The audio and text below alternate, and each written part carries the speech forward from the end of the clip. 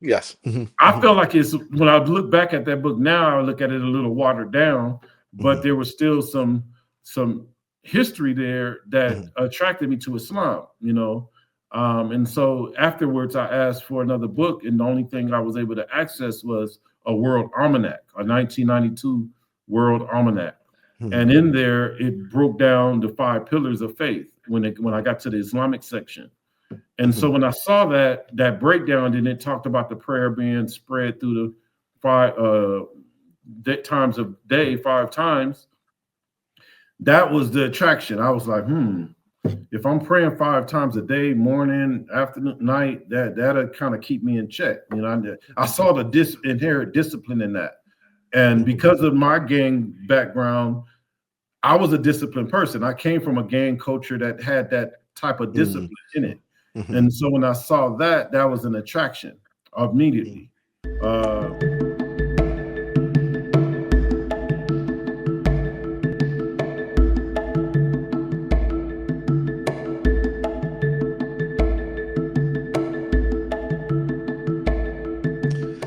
Bismillah ar-Rahman ar-Rahim. Assalamu alaikum wa rahmatullahi wa barakatuh, and welcome to Talking with Teachers. Today we have a very, very special guest, someone who I really, really do admire. Our brother, Ustaz Yusef Wiley. At the age of 13, he started his association with some of the LA gangs in the Compton, LA area. He would later enter the California prison system at the age of 21. And while in solitary confinement, he found his spiritual center.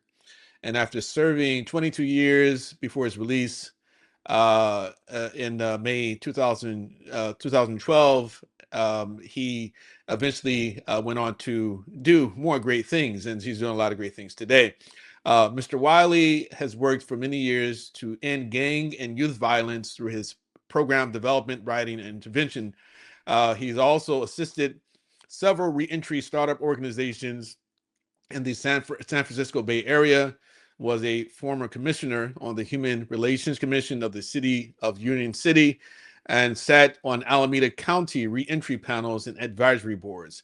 He's an author and has earned an associate's degree in small business management and a degree in paralegal studies. Additionally, Mr. Wiley is a certified speaker, trainer, and life coach of the John Maxwell Team, an international certification program. He also has a very popular Instagram page, mashallah, and it's really a pleasure to have with us today our brother Yusef Wiley. Assalamu alaikum wa rahmatullahi wa barakatuh. Mashallah, I really do appreciate you agreeing to the interview. It's been a while now. I think I did meet you here in the Bay Area some years ago after you were released. And alhamdulillah, mashallah, we did get to know one another a little bit, but since then you moved back down to the LA area. Yep. went right back home, right? Right. Yeah, I stayed there about almost 5 years, I believe, in the Bay Area. Yeah, inshallah. Yeah. Well, yeah, I mean, before I asked my typical first question, I was wondering, what was it that made you even come to the Bay Area? Why were you here around that time? Oh, wow. That's an easy answer. For the most part, the vibrancy of the Bay Area, the Muslim community there is the reason that I chose to be there, because there was somewhat of a resistance from the correctional department to send me back to the area in which I had, my commitment offense as a youth. So my second best choice for me was the Bay Area, because that's where my teachers, Zaytuna was there and things like that. And so that was the reason that I chose the Bay Area to go to. Oh, alhamdulillah, mashallah. It makes sense now. Okay, yeah, right. Yeah, alhamdulillah. Yeah, well, I've stated a few things, of course, a few details about your past, naturally, and of course, I think a lot of people find it fascinating, as typically is the case. Someone who was in the gang and then becomes he goes to prison and then become Muslim, then not just become Muslim, but you get out of prison and you become very active and very just, that's one Right. thing I actually always appreciated about you, just the drive you had. And I remember Hmm. even a couple of conversations we had in the past about, somewhat of a level of frustration with the Muslim community. Yeah. 'Cause you wanted to do a lot of things, but didn't find the similar drive that, Yeah. among other members of the community, but, Right.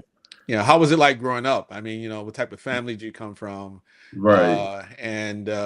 And of course, eventually become Muslim in prison. And what was that like? What was that experience like? Yeah, so I mean, I actually was raised in a religious family, a Christian family, you know, and their roots are kind of go back to Texas, and so my parents both were from Texas, and they came to California back in the 50s, I believe, 50s, yeah, the early 50s, maybe late 40s, and you know, came together. So I was raised in a church household where we went to church every Sunday, and you know, I had other siblings, a brother and three sisters. We were raised in the church and in the choir as well. My father was actually a song director, a choir director, and I was a part of the choir and everything. And but you know, it was one of those things to where, yes, I was involved in that, but at the same time, I lived in a community in South Central Los Angeles where gangs were visible. They were in the schools, they were in the parks, you know, they were in the neighborhood. So it was almost easy for many youth to be influenced by that you know that type of Element, right? activity, that element that's in the community. So yeah. Yeah. So of course the church was enough for you, and I guess a lot of Muslims at the mosque might not be enough as well, right? Not to sort of pick on the church, but yeah, it's Well, you know, and it's funny because I was just I spoke at a conference with Isla LA the other day, and you know that was one of the things I had mentioned in my spiel was that the Muslims wasn't really present in that part of the neighborhood, in that part of the community, at least. I mean, the only folks that I was somewhat aware of was Louis Farrakhan, but I really didn't know what, you know, I seen the nationalistic position that I saw with the Nation of Islam, but I really didn't associate that with religion. yeah. The little bit I did see and know from them, only thing could tell you about them was that, oh, they don't eat pork and they sell bean pies on the corner, right? But outside of that, there was not really a Muslim presence where there was da'wah and things like that happening. Um, Mhm. I thought that was pretty interesting. That later I learned that there was a traditional Islam Mhm. that was very much Islam, and Yeah. I didn't have access. At least I felt like I didn't have access to that influence then because I didn't see it in my schools. I didn't see it in my community. I didn't see it in the stores. I didn't see it in the parks. So Mhm. it was an absence. Whereas, you know, the Yeah. Christian communities were very much visible in our community. Yeah. Yeah, I mean, that's a story we hear quite often about like how the most prominent or sort of most sort of Hmm. apparent like representatives of Islam, in the community are usually like the NOI, and this goes way back. I remember growing Hmm. up, and I mean, my parents usually they come from the Nation of Islam, so my parents Hmm. they came through what we call the first resurrection. They were following Elijah Right. Muhammad, and then Hmm. when he passed away, they continued to follow Imam W. Muhammad. So in that Hmm. sense, it was definitely about black pride. My father Yes. was a true believer, in the actual doctrine as well. My mother's not so much. I mean, but my Yes. mom was really attracted to the unity and the whole issue about the Yeah. social The aspect social of it. Right, component. right, Yeah. right, yeah, right, Hmm. yeah. On the other hand, the Sunnis were a bit, I don't know, a bit more standoffish, Hmm.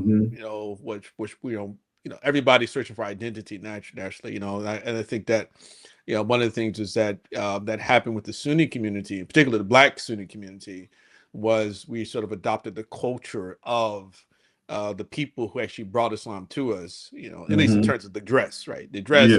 and then Right. to some Yeah. extent, the mentality as well, right? Yeah. So, Right. so there are definitely a lot of things to praise about the Nation of Islam, but of course, Hmm. naturally, we all know, of course, there are problems with the Aqidah, and so and Hmm. it's been a challenge trying to find the right balance between those two, because there's Exactly. value in both. Of course, we know the Yeah. proper Aqidah, but then also, okay, how is there a universal appeal? Does Islam have a universal appeal, right? Hmm. Hmm. To society, right? Yeah. Hmm. Absolutely. Right. So okay, so you get involved with the gang work, the gang activity, and very young is typically, right, a lot of the story of a lot of young people. You get caught up, as you say, and then eventually you go to prison. And so what happened in prison? I mean, of course, Hmm. of course, I think I want to work up to like how you got out of prison, right? But Right. I mean, did you have a life sentence at the time, or is Yes. this okay? Okay. Yeah, I was given a life sentence, and I ended up in prison because by the time I was arrested, I was totally all the way Mm-hmm. in the in culture, in the environment. I was going to the meetings. I was calling the meetings, and Mm-hmm. I was all the way involved in that world of gang Mm-hmm. culture. And so it was, when my parents realized that I were heavily involved in the gangs, they called a meeting in my house to talk to me about it, and they kind of cornered me to ask me questions about that, and I admitted it. I actually admitted it when they cornered me in it, and my dad said that that lifestyle can land you either in prison or dead, Yeah. Mm-hmm. right? And I told him I understood the consequences. That Mm-hmm. was my response to my parents. Oh, really? Subhanallah. And how old were you when you So said that? How old were you at the time when I you was said that? about, I want to say maybe 16 years old, Okay, yeah, 17 yeah. The years brain old. still, the brain still Yeah. developing, right? Yeah, Yeah, yeah, exactly. yeah, So I yeah. was very young when I said it, and my father actually he put his hands up Mm, and just it pretty mm, much, I ain't gonna say gave up because he was still trying to be the parent to influence me away from that, but mhm, he kind of like allowed it to a certain extent, because he would see me with the dress code and things like that. It would be times he'd catch me in traffic, mhm, at the gas station with some fellas, and he'd be passing by and see me out there with the mm. craziness and just shake his head and keep Right. driving. And it was tough. It was when I And, reflect and, back and on it now, you were still living at home at night. You come back home, yeah, or I in the was still, morning. yep, Yeah. yep. I was Wow. still at Yeah. home. I was still come Yeah. back. Yeah. Yeah, looking for food, looking for the leftovers Hmm. that mom may have cooked earlier that day. So yeah, it's an interesting Yeah, lifestyle, man. mashallah, it's interesting. I mean, I'm saying there definitely was some love there. I would say, Yeah, because like you would yeah, think that, okay, well, if they totally washed their hands and they would say, get out, right, go, right, but right. I think that that's the only thing that they can deal with, Hmm. and so many of course people we know, people like yourself, kind of been through a lot of these things. My brothers, like I grew up in Philadelphia, but also in Chicago, right? Right. So. But in Chicago, my older brothers are also part of gangs as well, right? Hmm. And I remember back then there was more so like it was more a lot of fighting, because that's what Yeah. stabbings. Right. Right. Nowadays there's more a whole lot of shooting. Like the first thing Right. people just shoot you. And Right. I imagine similar things. That was similar situation when you were growing up. That's how it started. I mean, even with our gang culture that was happening in Los Angeles, it started off with a lot of fights. We would Mhm, find ourselves at events or at the malls and places like that, parks, mhm, and run into an opposing gang, and a fight ensues and mhm, things like that. Maybe a stab in here and there, but then the gangs. I want to say in South Central, the heavy gangs that included, I mean, the heavy gun use came in around the end of 1987. mhm, It got really bad. And mhm, by 88, it was full blown AK-47s, mhm, assault weapons, mhm. AR-15s, Uzis, Yeah, things yeah. like that.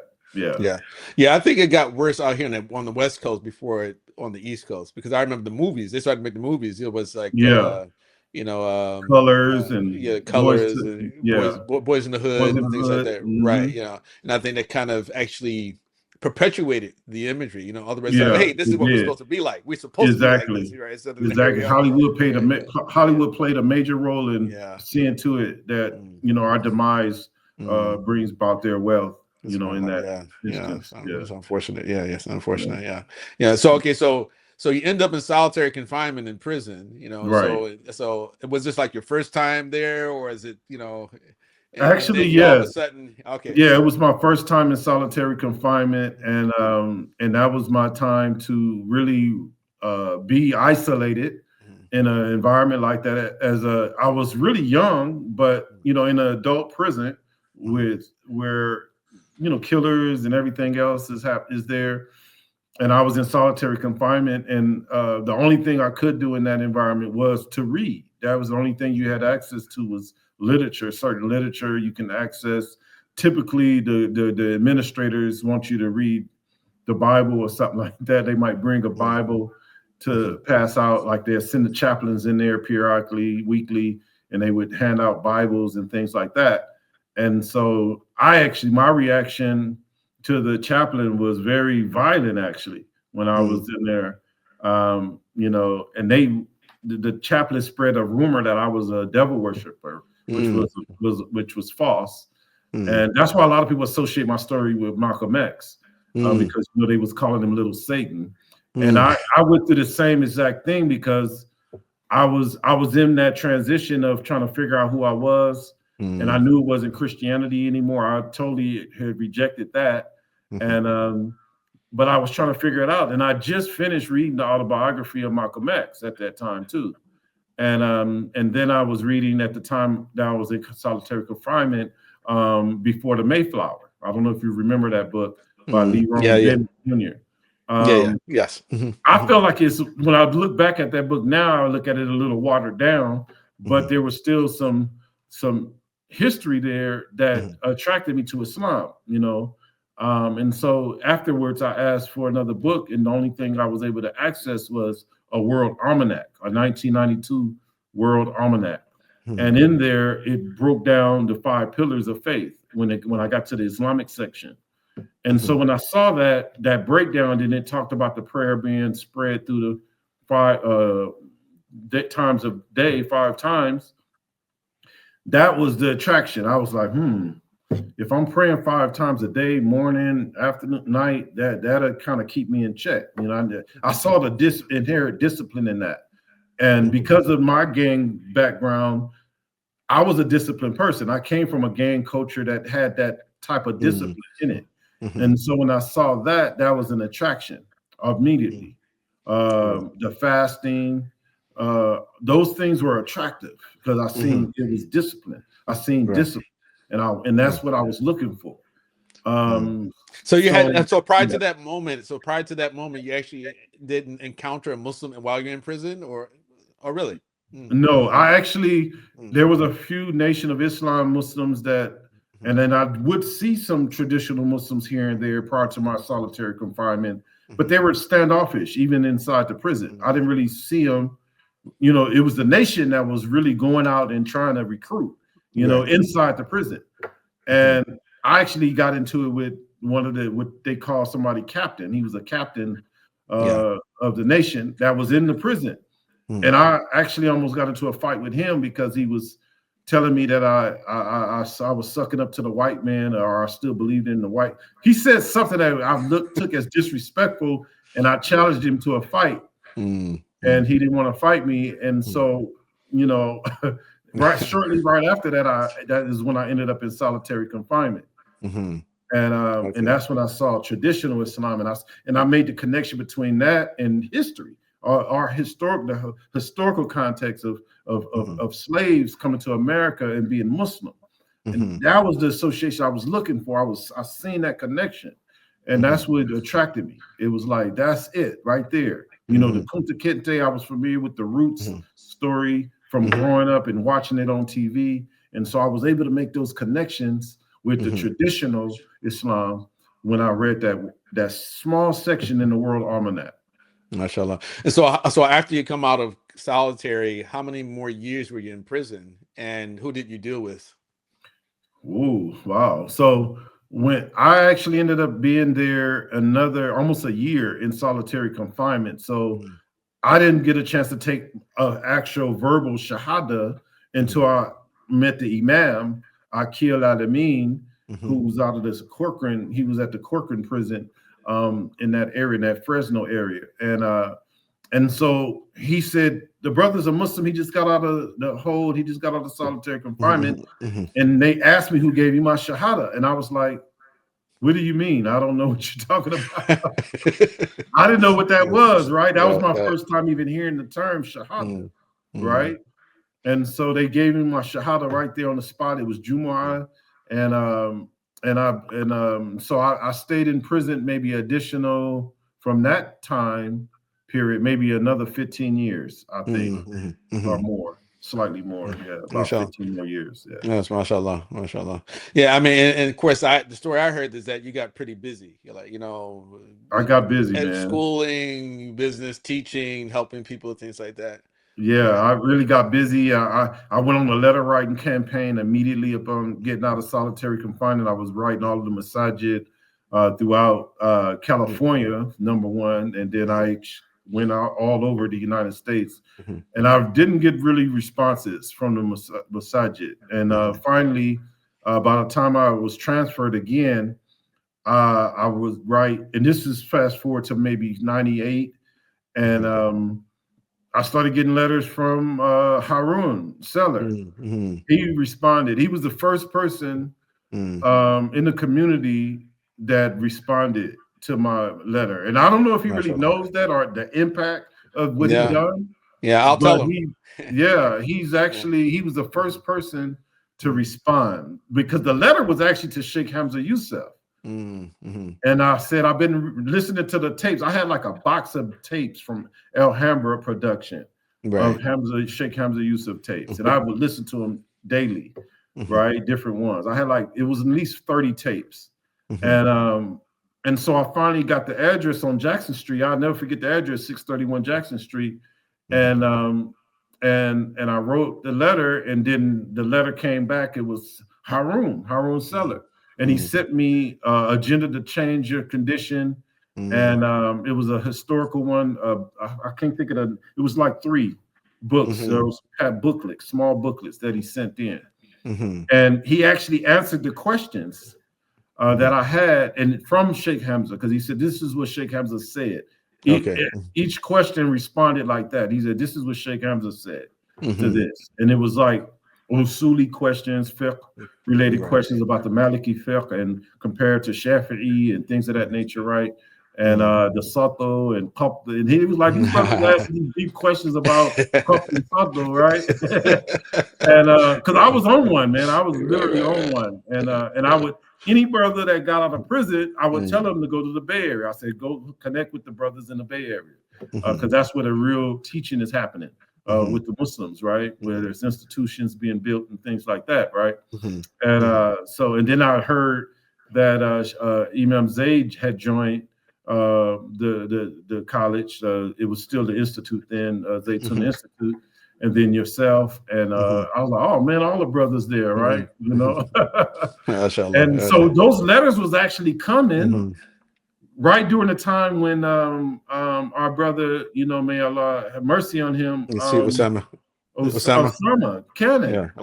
He was just Rahimahullah. transitioning to Tracy out in DVI, and then he was Mhm. working at Zaytuna, and they had created an outreach program, Right. prison outreach, and that's when Ansari Mhm. eventually got out of prison. He was my cellie, and I told him, Mhm. I said, go find the Oh, really? brothers. I didn't know that. I'm sorry. I didn't know he was your celly. He Okay. was my cellie. He was my cellie for like 3 years. So Okay. I Yeah. told the brother, I said, look, brother, you Mm, said you from the Bay Area. You said your mom lived in Hayward.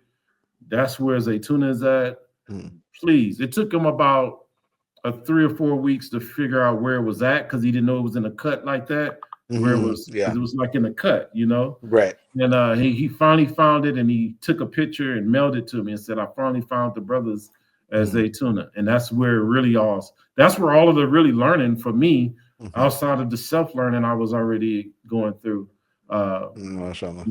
and reading the Yeah. books. And, yeah. Yeah. Alhamdulillah. Yeah. Now, when I was a chaplain, I was a prison chaplain in Philly before I came to Zaytuna. Right. Yeah. So I remember that. Yes. yeah. So and in Pennsylvania, life in prison means natural life, right? Mm. I can't remember in California. How many years is life in prison? Is it? Well, if it's life with a number, as long as it's not life without the possibility, Mhm. you can serve your natural life if you're Okay. not doing anything to Mhm. rectify your life. Mhm. In other words, Right. so um, and that still may not be enough. Sometimes it's just the crime itself. They say no, we're not going to ever let this person out of prison. Yeah. Yeah. Yeah. But you get opportunities to go in front of a board commission. It's usually Mhm. like 3 or 4 commissioners, a DA Mhm. from your county, and they come in there and they have a hearing every so many years to see if you're suitable for parole. Mhm. So that's how they determine whether or not you should be released. I had a number associated with my life sentence, so I went 3 times before I was actually released or found suitable. Um, and the Muslims had Right. sent letters as well Mhm. for me to be released. Zaytuna had sent Mhm. letters. Taba Foundation. Mashallah. Yeah. It was Mhm. brothers. Sheikh Rami and all Rami, of us. Rami. Yeah. They was really on top. They Mashallah. was all over it. Sheikh Rami and Faisal, his mom, they were Mashallah. all over it. You know what I'm saying? Mhm. So yeah, Mhm. Yeah, alhamdulillah. yeah. I think that's probably why I was a little confused about like how you exited the prison. I was under the impression that former Governor Jerry Brown actually commuted your sentence. But I think Yes. about it because in Pennsylvania, that's the only way you get out of prison is that you have to get your sentence commuted. But Mm, you were saying to me earlier, well before yes. the that it was a little bit different here. Yeah. So what's Mhm. interesting about it is that California is interesting. It's a very political, like so. Where I mean, they really was politicizing that process back then, Mhm. and so if the governor gets your case, which he gets everyone's case once they go to the board commissioners, and the commissioners, if they say that you should be released, the governor has to review it to determine if he agrees with that or not. And usually, when Mhm. he reviews it, he'll find something and say, "No, we're going to kick it back," and that's Mhm. usually mean you're not getting out. Right. But usually, if he declines to review, that Mhm. means he's accepted everything that the commissioner said about you. Right. Yeah. Okay. See what Mhm. I'm saying? So that's what Mhm. happened. So and Sheikh Rami, he told me this story. He was calling the institution and trying to find out what had happened.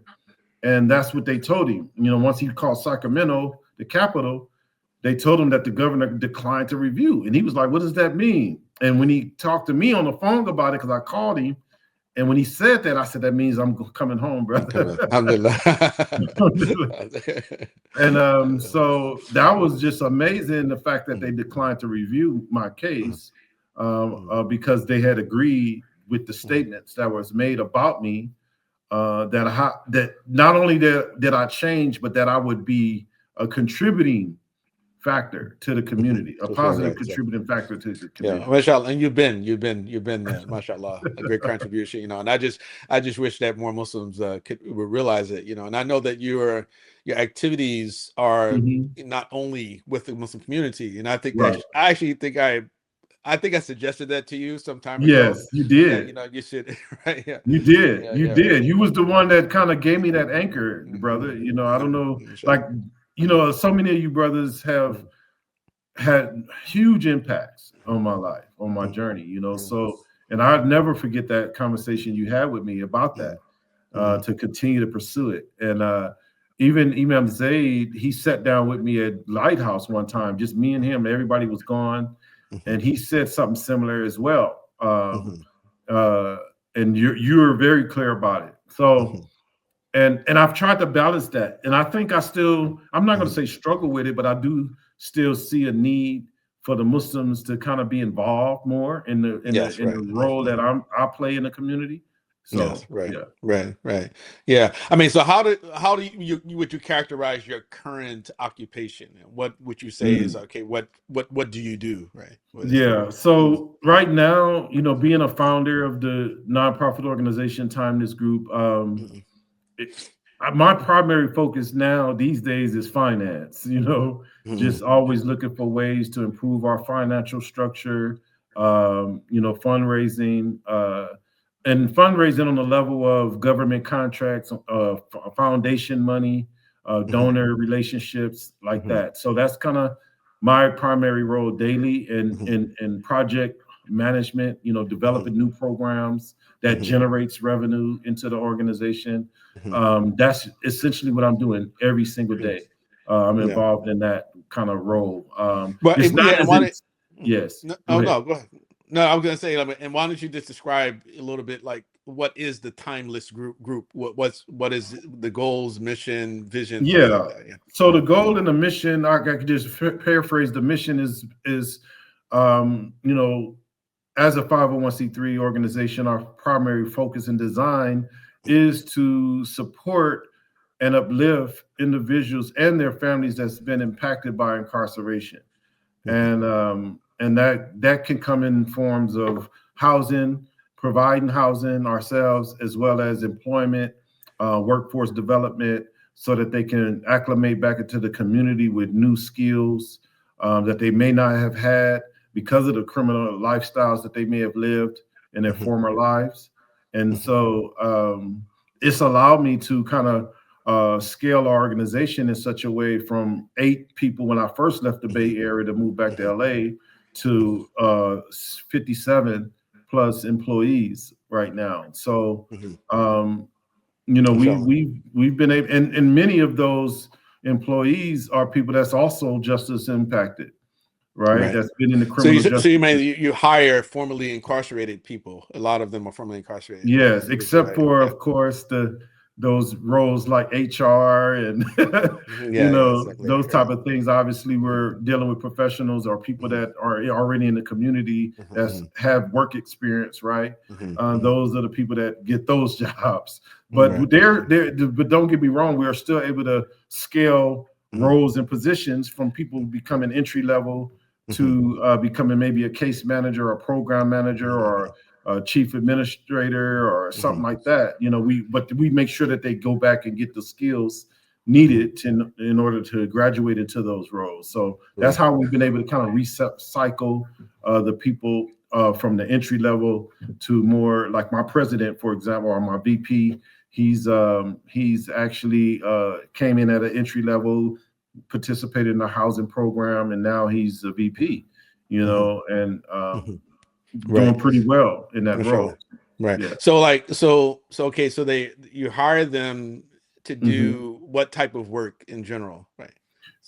So the work in general is typically a trauma informed approach to uh, case management services, like providing referrals to help people get their driver's license and get all of their documents that they're going to need once they get out of prison, to show them how to build and create a resume so that they can be employable, and see what marketing skills they have, and kind of train them to get another job. They may not want to work at times, so we help them. If they have another desire to do other work, we assist them in that process through connecting them with colleges. We have a relationship with LA Trade Tech, UCLA, and USC. USC is actually really close. It's right next door to the masjid that a lot of us attend, and so that helps a lot because we get the students that are there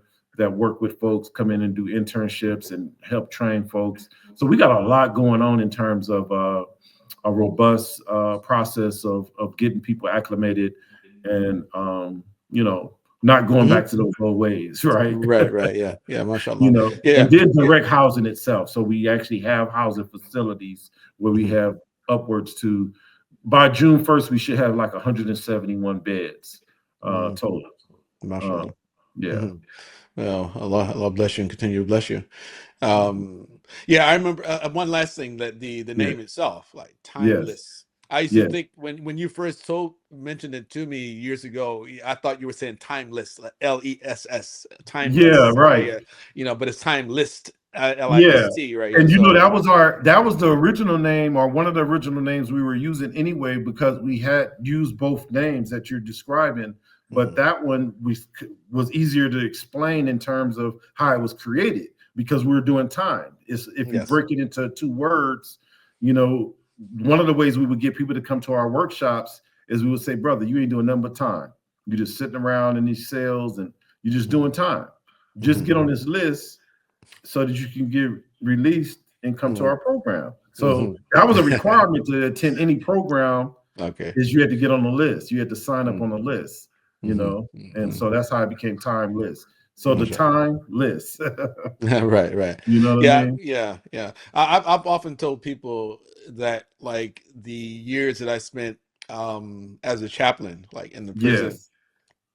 actually was a turning point in my own life because Mm, I actually feel that it helped me to mature to a mm. point that I don't believe that I would be at today had it not taken on that job, because Right. Right. originally I didn't want the job, because I didn't want Mm. to deal with, I had a certain attitude about people who actually went to prison. I Right. was a bit, Exactly. a bit elitist and sort of, Mm-hmm. Mm-hmm. scornful, I guess you'd say, towards people who were Mm-hmm. Muslims who went to prison and things like that prior to Mm-hmm. me actually accepting that particular job. So Mm-hmm. I took on the job, and I come to learn a whole lot about myself, Mm. right, in the process Right. of it, right. Right. Able to see, the humanity in, people who are Mashallah. in prison, Mashallah. and also realize that all it takes is one mistake, right. All it That's can take, it. and it may not be a mistake in the sense that what you did was wrong. It could just Right. be that something you did was illegal, right? Right. It may Right. have not been immoral, but illegal, right? And you end up in Right. prison, right? Right. And Right. I met those type of people too. Right. And it really helped me to mature in a lot of ways, like spiritually, mentally, et cetera. And I would never, take those years back. And Mm-hmm. also, to me, I found I'm a bit fascinated about the phenomenon of Muslim conversion, of people who Oh actually yeah. were incarcerated, formerly incarcerated. And in my view, I actually feel that it is one of the greatest signs of the truth of Islam, right? Is that, Absolutely. right, Islam can find someone, right, someone who's really down and out. You're really sort of like, Mm-hmm. you're right at the point of despair, and then turn their lives around, right. And I feel Mm. like it's a miracle, it's a karama in the sense that, that those people are transformed through Islam, and then they come out, especially if they're able to stay out and do great things, right.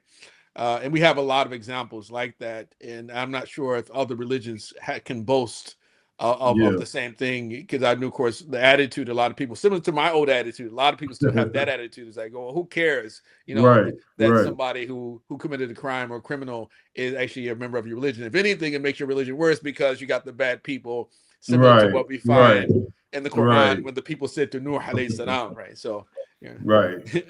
Well, I want to say this too, yeah, that yeah. before that story I just told you about the Mhm, almanac and mhm, discovering Islam and deciding that at that moment I would become Muslim.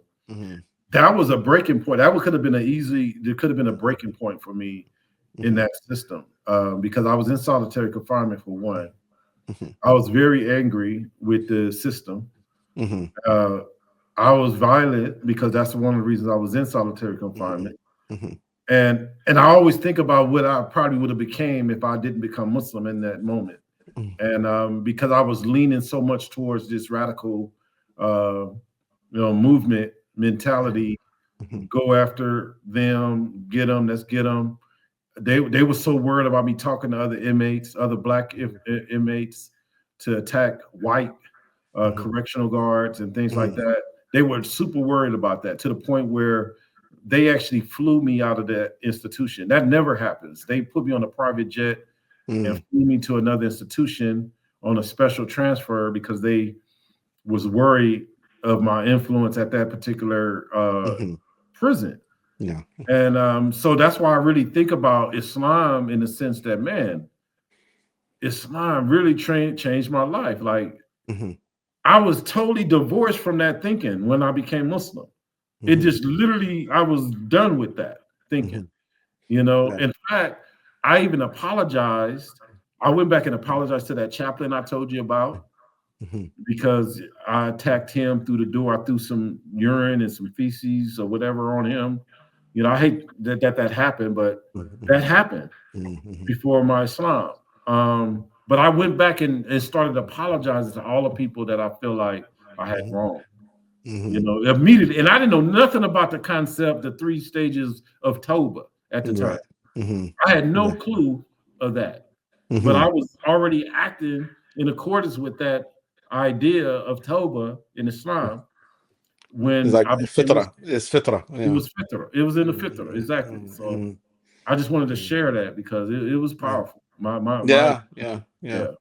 Yeah. I mean, there's a brother in Philadelphia who became Muslim, a lot of years after. Of course, I grew up technically, as a Muslim, but Mm-hmm. and when I was wayward, I guess you would say, I wouldn't say when I wasn't Muslim, but when I was wayward, Right. I remember the two, me, him, and one of his friends. We had a fight over this girl, right? And so, Mm-hmm. and and so after he became Muslim after a certain number of years, we just we constantly we would remind one another of that incident. He said, "You remember Right. okay, when we had that fight?" So it's Yeah. Yeah. so it's like you become like just the best of brothers. Yeah. Uh, Exactly. so Exactly. yeah, Alhamdulillah, yeah, Bil yeah, Alameen. mashallah, Yeah. yeah. Alhamdulillah, Right. Shaykh. So I mean, so Yeah. you've been out since 2012, right? Yes. 2012. Okay, Almost got an 2000. anniversary coming up. The 24th of this month, it'll be 13 years. Mashallah, mashallah. Yeah, yeah, yeah. Now, so I know, like, coming out is a bit of an adjustment after so many years, especially. Yes, it's still Um, an adjustment, I think. When you serve that much time. So yeah, yeah. yeah. So you come out, and so you've had, of course, an opportunity to, I guess you'd say, get a better feel of the Muslim community outside of prison, right? Yes. Um, what what would you say? What are some of the needs that you feel that Muslims as a whole, sort of have, and or what sort of challenges, what perhaps you would consider to be our greatest challenge, like today? Yeah, I mean, it goes back to the universality of Islam. I think when I Mm, think about that idea, because that was another thing that attracted me to Islam, is that mm, the story, when I watched the movie, I never get tired of seeing that film on The Messenger, right? And mhm, mhm, they said there's no blacks or whites or this or that in Islam, mhm, you're all brothers, blah, blah, blah, right? mhm, But when you get out of prison and you really experience the various masajid, and mhm, you don't really feel that.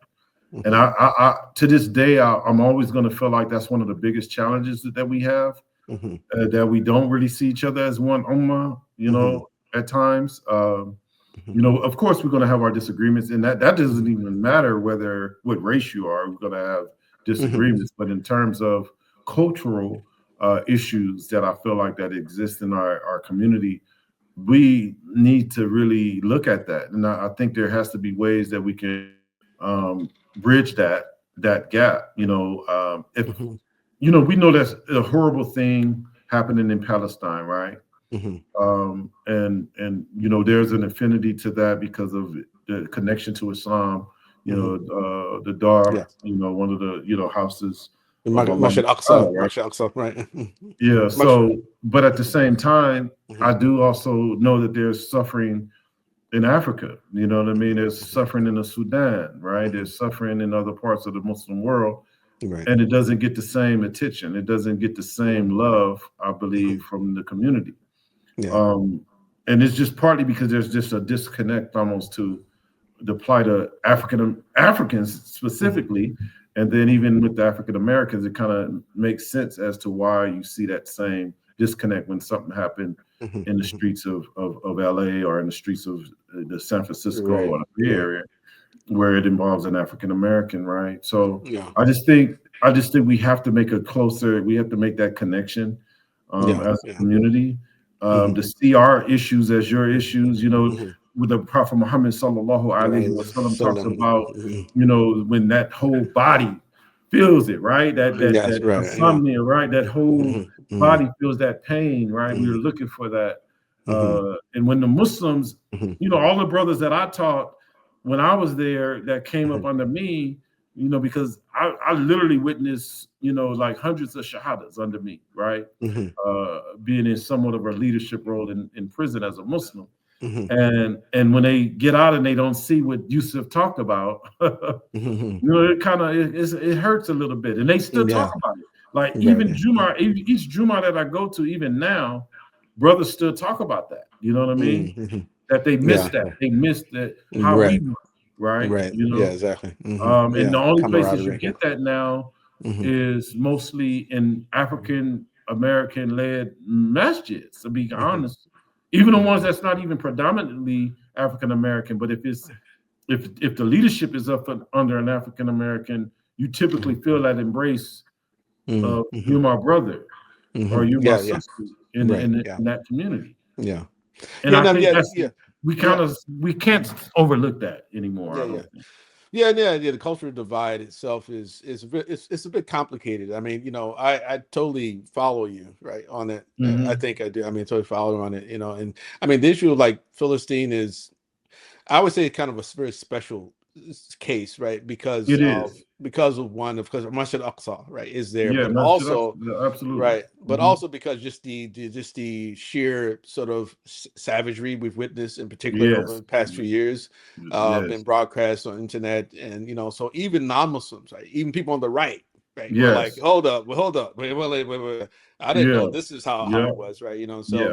And so that one's a bit different, but definitely I do think that there is somewhat of a reaction, not only by Black Americans, but also people who typically we call immigrants, who feel like, okay, that perhaps Palestine has received a bit too much attention, right?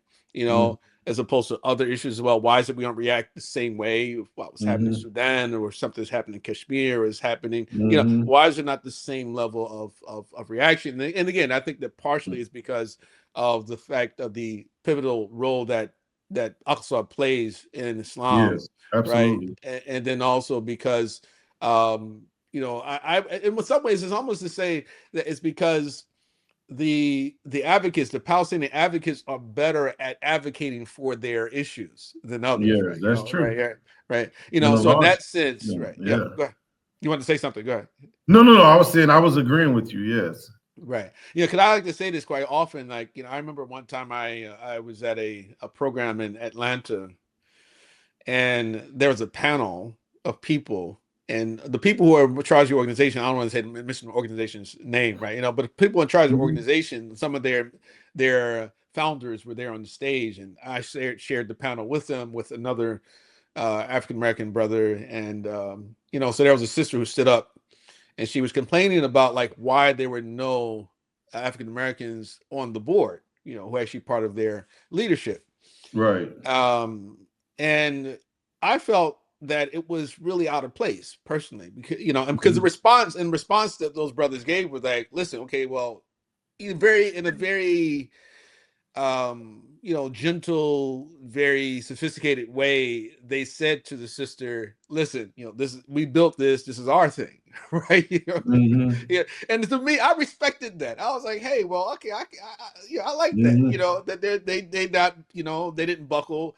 They didn't say, okay, you know what, oh, we're gonna bring a token Black, Adam, so people can not Right. complain. Listen, no, this is our thing. We established the thing. This is ours, right?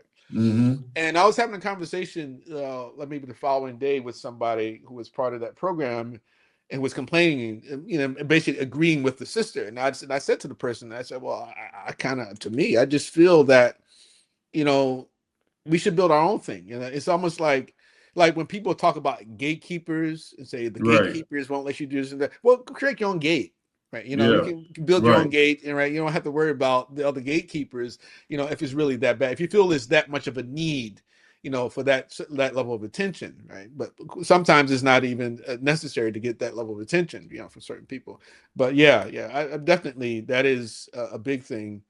The culture divide, but this unity has been with us all Islamic history. There's never been a time where outside of the Khulafa al-Rashidin and the time of the Prophet, but even though the Right. Khulafa al-Rashidin, there was fights, right? Other Hmm. than time of the Prophet, sallallahu, there were always moments of disunity. And then, of course, the Ben Umayyah, then they fell. And after they collapsed, then there's never really been a united ummah since then, right?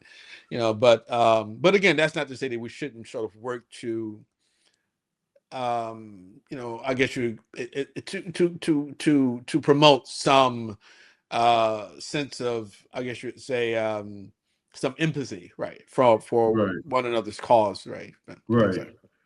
And I think also, and I believe what you're saying about the gate. You create your own gate, and I think we've done that, and we've been doing that, and just getting more support for that. I think is important. The brothers here in Southern California, brother Imam Jihad over at Isla LA, the brothers doing great work. To bring the communities together, the local communities around Southern California. So we just had a conference, like I said, Saturday, and I think work is happening to solve some of these issues, and I think sometimes our response to community building is typically just building a masjid, when I think there should be just as much attention given to institutions, building schools and things of that nature, right? Things that we can say belong to the Muslim. Businesses, yeah. Yeah, businesses and hospitals, you name universities. We should be building those things too, I believe. With the Right. considering the level of influence and wealth that the Muslim community holds in America, why can't we be building those things, right?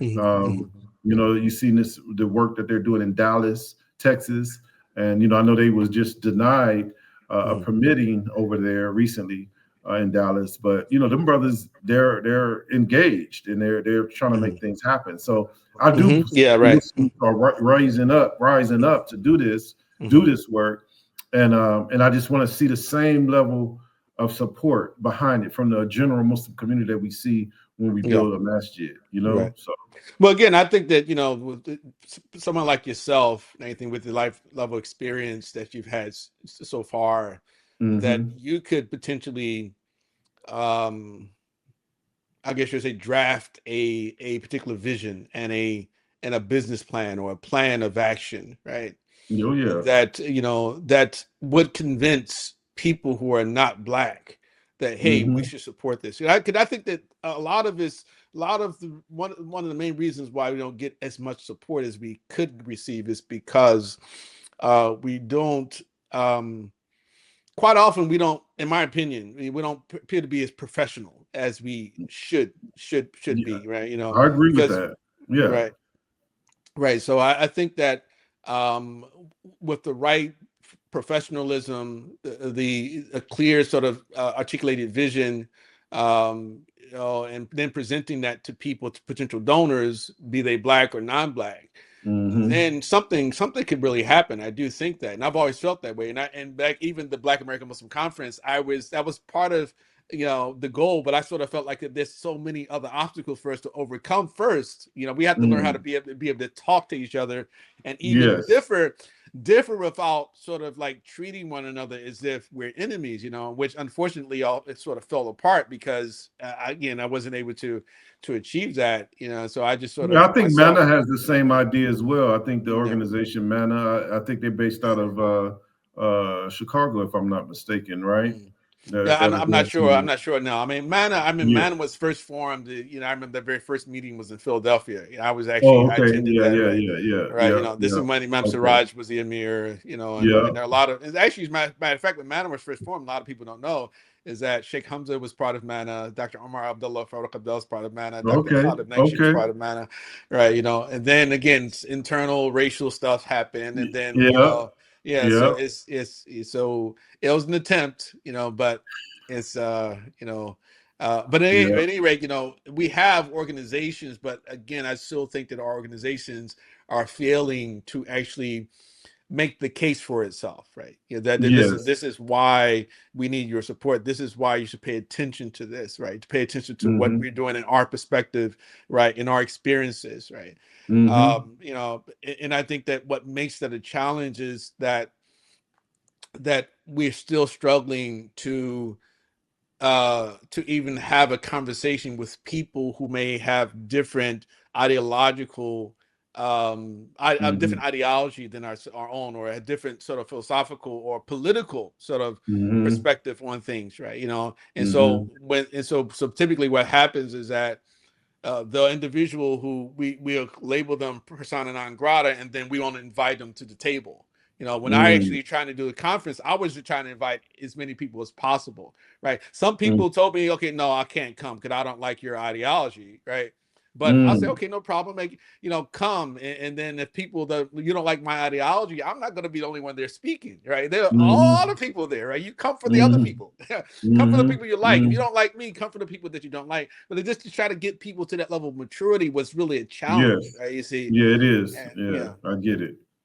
right, Alhamdulillah. yeah. So, but again, it's not hopeless. It's not a hopeless issue. I do think that something still can happen, right? Even if it starts with support from the non-black community, and Mm-hmm. then eventually in the future, because some of the young people growing up right now are maybe a bit more industrious or a bit more sort of, I could say, tolerant Mm-hmm. or open to those type of perspectives.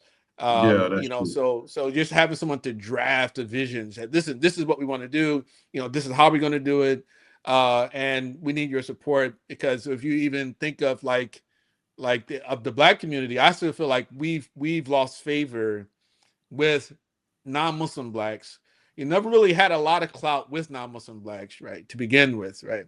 But at the same time, I mean, that's a good and a bad thing, I would say, because Mm-hmm. I don't believe in this idea that once oppressed, always oppressed, right? In the sense that, okay, because we know God is with the oppressed, but that doesn't mean that you have license to do whatever you want to do and God is still going to be with you, right?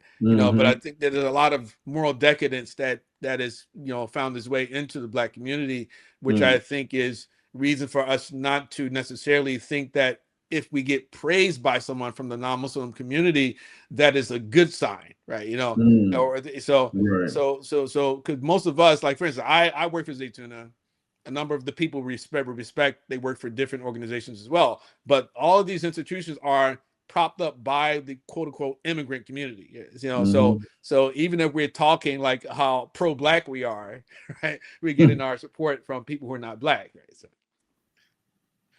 So sorry to over talk so much. Right, it's supposed to be. No, no, no, no, no. Yeah, I'm listening. I'm right, taking it so all in, and yeah. and like I think there's work being done. I'm actually making some connections with black Muslim communities, immigrant communities in actually in Canada. I actually been in Canada Mhm, doing some work in Vancouver. I'm connected with some brothers over there in Toronto as well. Back and forth, and they are interested in my ideas and things like mhm, that. How I've done my work here in Los mhm, Angeles, and mhm. so I think there's some traction. We're getting a little bit of traction Inshallah. in some Mhm, other areas, So like, but to your point about the business mhm, acumen, I think there needs to be more of that mhm, amongst our community, mhm, and some of that growth and development mhm, can come out of that as well. Like supporting entrepreneur spirit of mhm, brothers, like that's coming home,